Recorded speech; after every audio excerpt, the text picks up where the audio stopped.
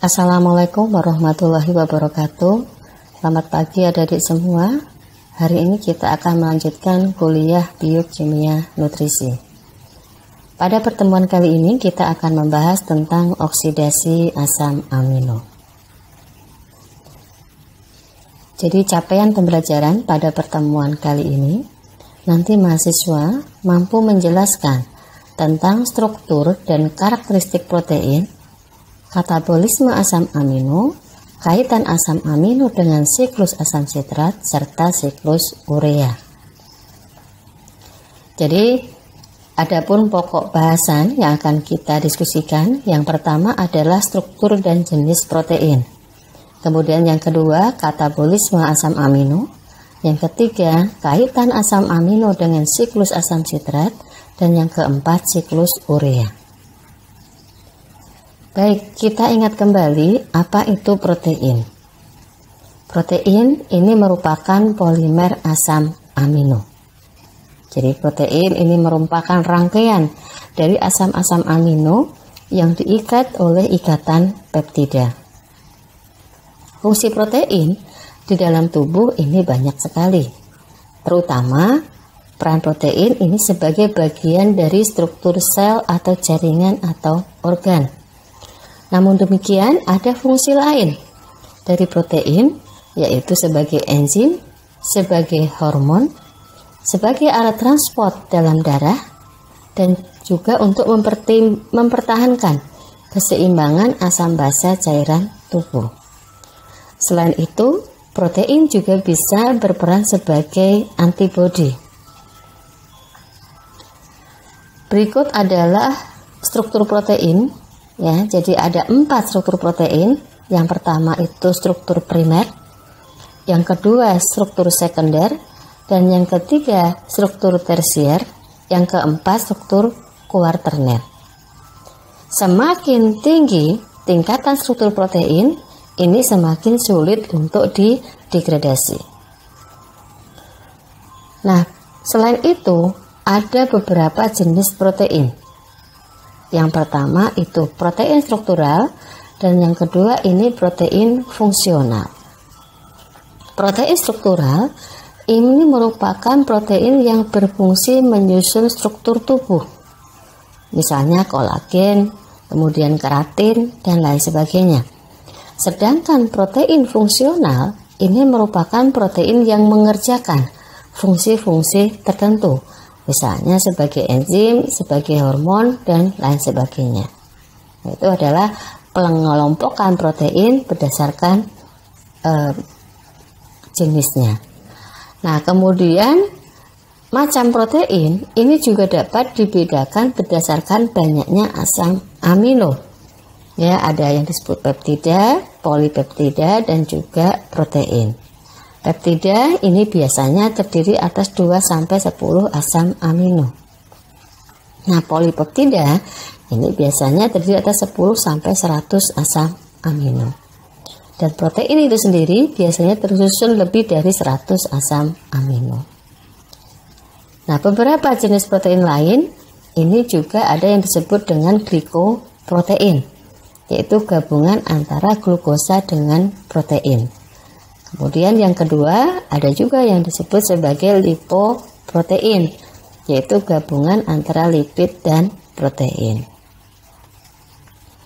Berikut ini adalah struktur dari asam amino. Jadi asam amino ini mempunyai 3 komponen. Yang pertama adalah gugus amino. Ini di ujung yang disebut ujung amino. Kemudian ujung yang satu lagi itu terdiri atas gugus karboksil. Nah, di tengah-tengah antara ujung amino dan gugus karboksil ini ada yang disebut dengan rantai samping, yaitu rangkaian senyawa karbon. Rantai samping inilah yang membedakan berbagai jenis asam amino. Ya, jadi ada gugus amino, kemudian ada gugus karboksil, kemudian ada rantai samping.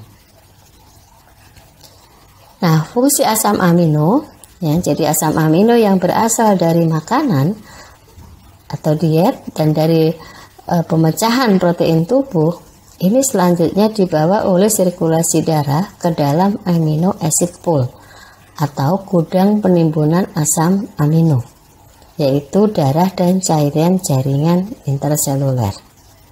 Nah, selanjutnya asam amino itu akan digunakan, yang utama adalah biosintesis protein tubuh.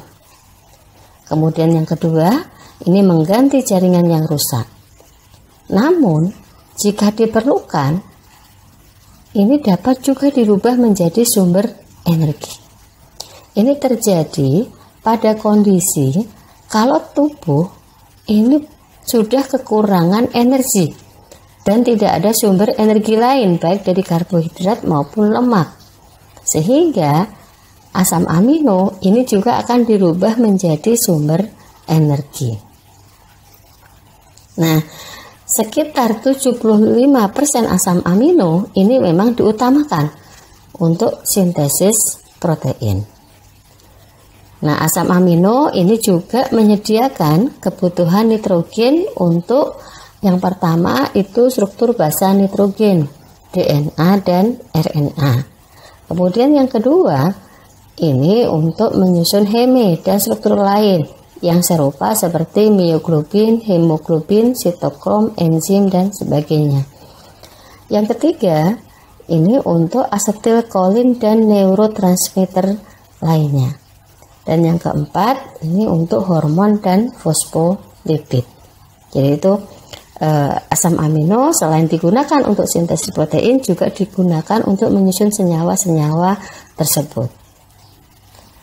Nah, ini adalah overview gambaran katabolisme asam amino. Jadi asam amino yang asalnya bisa dari pakan atau dari protein intraseluler ini nanti akan dilepas atau dipecah menjadi dua senyawa, yaitu senyawa karbon dan senyawa NH4. Senyawa karbon ini yang selanjutnya disebut alpha ketoasid, ini nanti akan masuk ke siklus asam sitrat untuk menghasilkan energi, atau bisa juga nanti dikonversi menjadi glukosa. Nah, kemudian senyawa NH4 ini akan digunakan untuk biosintesis kembali asam amino. Kemudian untuk sintesis nukleotida dan juga untuk sintesis senyawa-senyawa amin lainnya. Nah, kelebihan asam amino ini nanti akan dirubah menjadi karbamoil fosfat. Nah, selanjutnya karbamoil fosfat ini akan masuk ke siklus urea untuk dirubah menjadi urea dan dikeluarkan melalui urin. Nah, itu gambaran besar dari katabolisme asam amino. Pada prinsipnya, asam-asam amino ini tidak dapat disimpan oleh tubuh. Sehingga apabila jumlah asam amino ini berlebihan atau terjadi kekurangan sumber energi lain, misalnya dari karbohidrat dan protein, maka tubuh ini akan menggunakan asam amino sebagai sumber energi. Nah, tidak seperti karbohidrat dan lipid, asam amino ini memerlukan pelepasan gugus amin. Gugus amin ini kemudian dibuang karena sifatnya toksik untuk tubuh. Nah, jika jumlah protein terus meningkat, ini protein sel ini dirubah menjadi asam amino untuk dijadikan energi.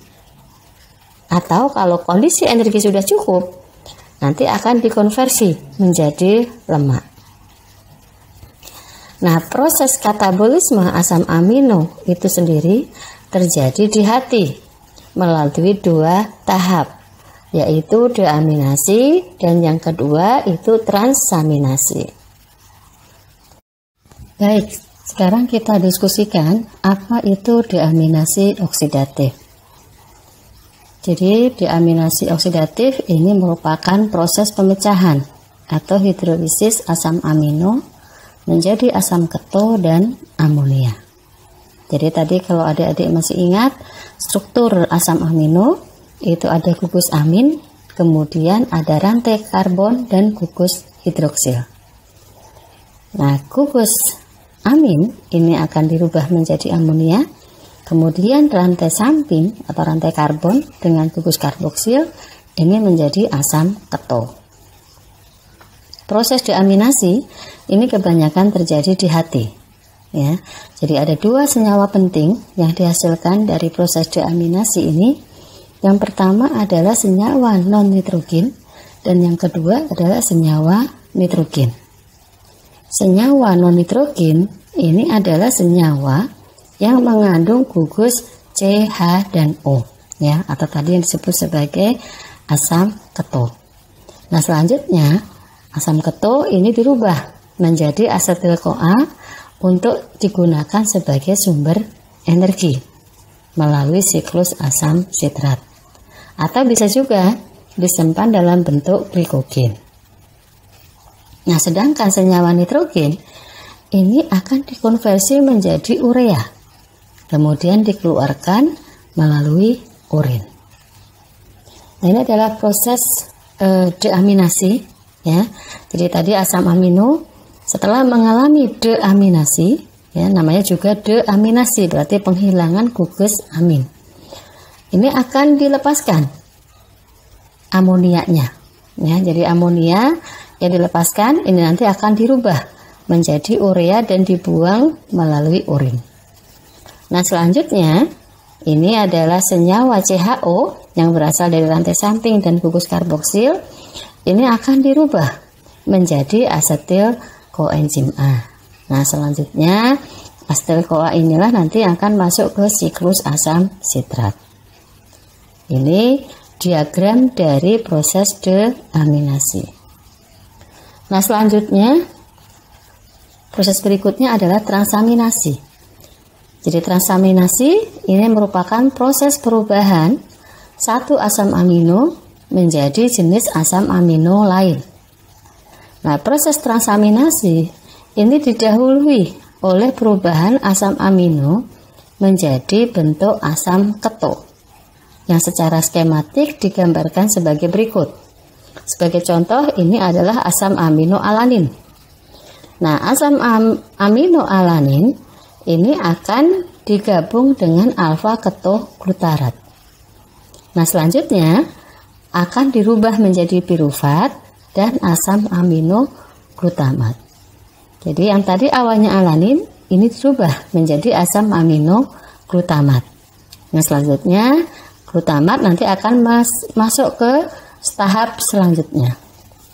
Nah, kemudian pirufat sendiri ini nanti akan masuk ke siklus asam sitrat. Ya, jadi itu yang disebut dengan proses transaminasi. Jadi perubahan dari satu asam amino menjadi asam amino yang lain. Nah, kemudian yang berikutnya adalah proses pembentukan asetil koenzim A.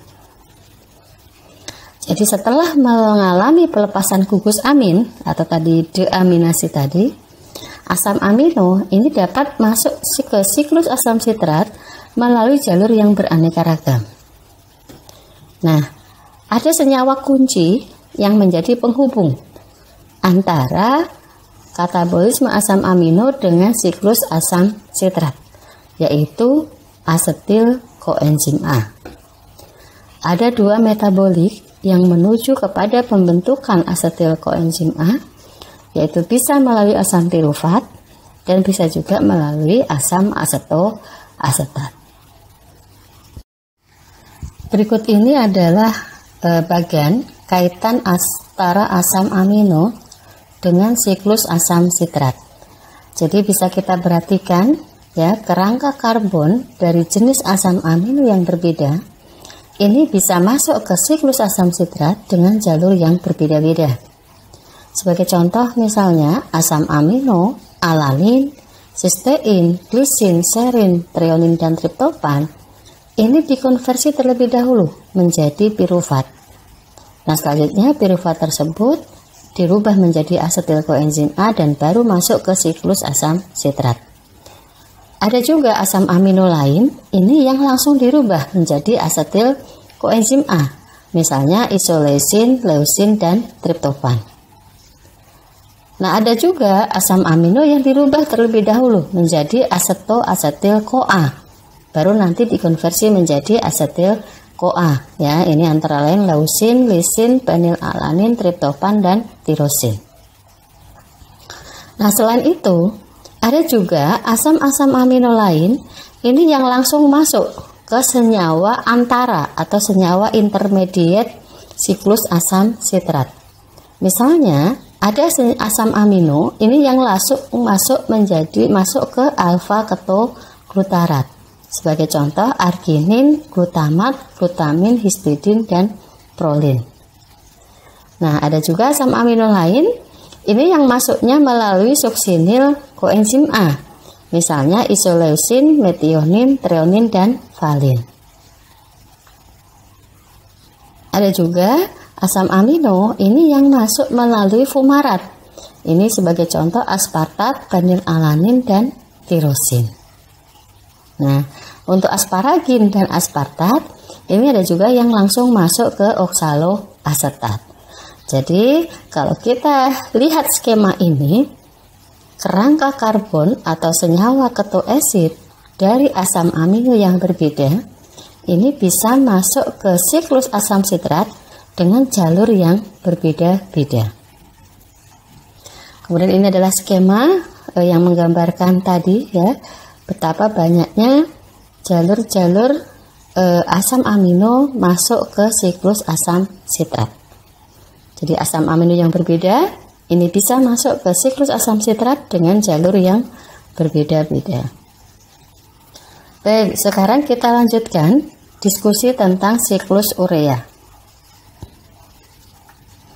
Pada prinsipnya, gugus-gugus amin ini dilepaskan menjadi ion amonium atau NH4 yang selanjutnya masuk ke dalam siklus urea di hati. Dalam siklus ini dihasilkan urea yang selanjutnya dibuang melalui ginjal berupa urin. Nah, proses yang terjadi ini di dalam siklus urea. Nah, ini adalah gambaran besar ya, overview dari siklus urea.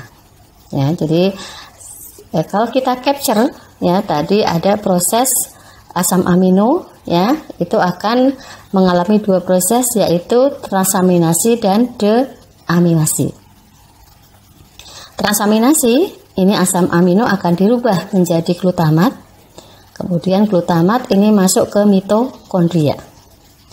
Nah, selanjutnya glutamat akan masuk ke siklus asam sitrat. Nah, kemudian gugus amin dari hasil proses deaminasi ini akan dirubah menjadi karbamoil fosfat. Ya. Nah, kemudian karbamoil fosfat ini akan dikenali oleh ornitin dan digabung berubah menjadi senyawa sitrulin. Sitrulin nanti selanjutnya keluar dari mitokondria menuju sitoplasma. Nah, kemudian proses itu terus terjadi siklus ya, kemudian dihasilkanlah urea. Nah, produknya ini ornitin akan masuk lagi ke mitokondria untuk mengambil karbamoil fosfat yang lain. Begitu seterusnya. Baik, sekarang akan kita diskusikan satu persatu. Kita mulai dari mitokondria. Jadi asam amino ya, ini sebagai contoh misalnya alanin, ini akan mengalami proses transaminasi, yaitu dirubah menjadi glutamat. Nah, glutamat ini kemudian masuk ke mitokondria, kemudian akan mengalami atau masuk ke siklus asam sitrat. Nah, selanjutnya yang akan kita bahas adalah jalur atau nasib dari senyawa NH4. Senyawa NH4 yang berasal dari gugus amin tadi akan dirubah terlebih dahulu menjadi karbamoil fosfat. Nah, perubahan ini melibatkan enzim karbamoil fosfat sintetase. Nah, pada proses perubahan NH4 menjadi karbamoil fosfat ini memerlukan ATP. Dan proses ini terjadi masih di mitokondria. Nah, selanjutnya ya, ornitin ini akan masuk dari sitoplasma ke dalam matriks mitokondria. Dan nanti ornitin itu akan mengenali adanya senyawa karbamoil fosfat. Kemudian akan dirubah atau diikat membentuk senyawa sitrulin. Nah, sitrulin ini akan keluar dari mitokondria menuju sitoplasma. Ya. Nah, di situ sitrulin akan dirubah menjadi sitrulin AMP intermediate, kemudian dirubah menjadi arginosuksinat.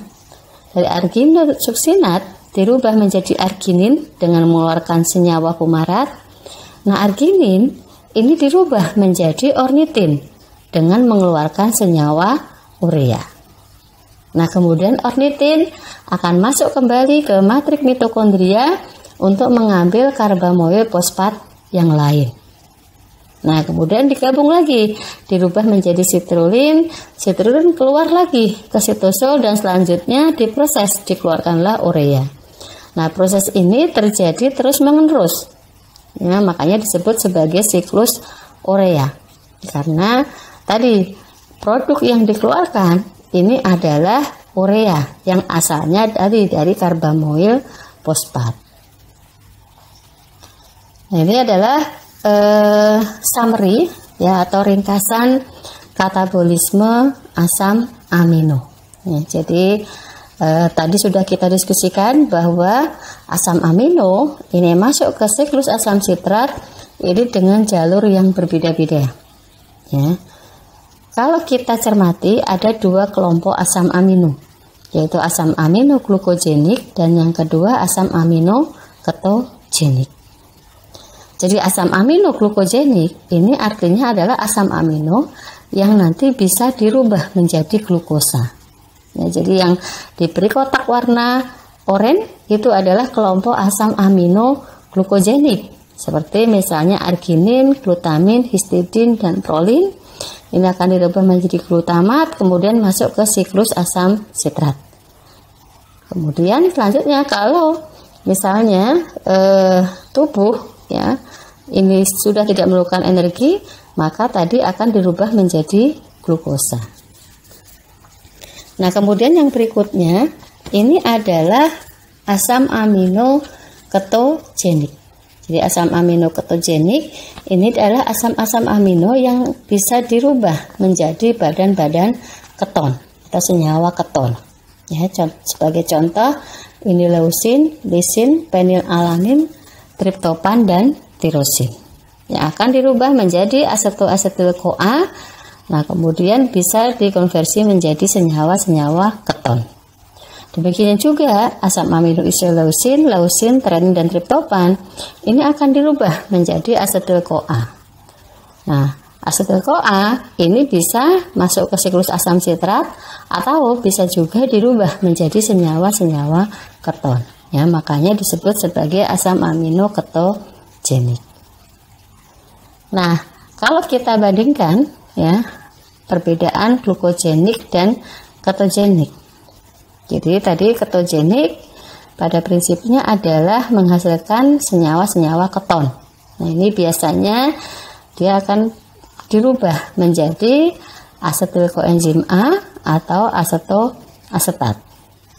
Nah, kemudian glukogenik ini akan didegradasi menjadi piruvat atau member dari siklus asam sitrat atau yang disebut dengan senyawa intermediate. Sebagai contoh suksinil-CoA, kemudian oksaloasetat, alfa-ketoglutarat, dan fumarat.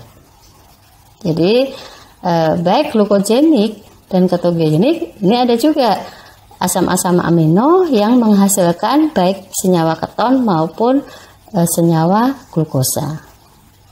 Ini yang harus adik-adik perhatikan, mana yang masuk kelompok glukogenik dan mana yang termasuk dalam ketogenik atau yang bisa dua-duanya. Nah, ini adalah evaluasi untuk kita ya, apakah kita sudah memahami materi tadi ya. Ada beberapa yang harus adik-adik cermati. Yang pertama adalah bahwa asam amino dari protein ini bisa digunakan sebagai sumber energi, ya, terutama pada kondisi tubuh kekurangan energi atau kelaparan. Kemudian yang kedua, tahap pertama dari katabolisme asam amino itu adalah proses transaminasi, ya. Jadi asam amino dirubah menjadi asam amino yang lain, terutama ini yang dihasilkan adalah glutamat. Kemudian yang ketiga, ya, gugus amonia ini sifatnya toksik sehingga harus dirubah menjadi urea. Nah, Dede harus bisa menjelaskan apa itu siklus urea. Kemudian yang keempat, ya, asam amino ini nantinya akan bisa didegradasi, ya, masuk ke siklus asam sitrat melalui jalur pirufat, asetil-CoA, alfa-ketoglutarat, suksinil-CoA, dan oksaloasetat. Kemudian asam amino ini ada yang sifatnya ketogenik dan ada juga yang sifatnya glukogenik. Nah, Dede harus paham mana yang termasuk ketogenik, mana yang termasuk glukogenik. Jadi ini yang bisa kita diskusikan hari ini terkait oksidasi asam amino. Apabila masih ada hal yang kurang jelas, ya, nanti bisa kita diskusikan di forum diskusi. Terima kasih atas perhatian adik-adik semua. Wassalamualaikum warahmatullahi wabarakatuh.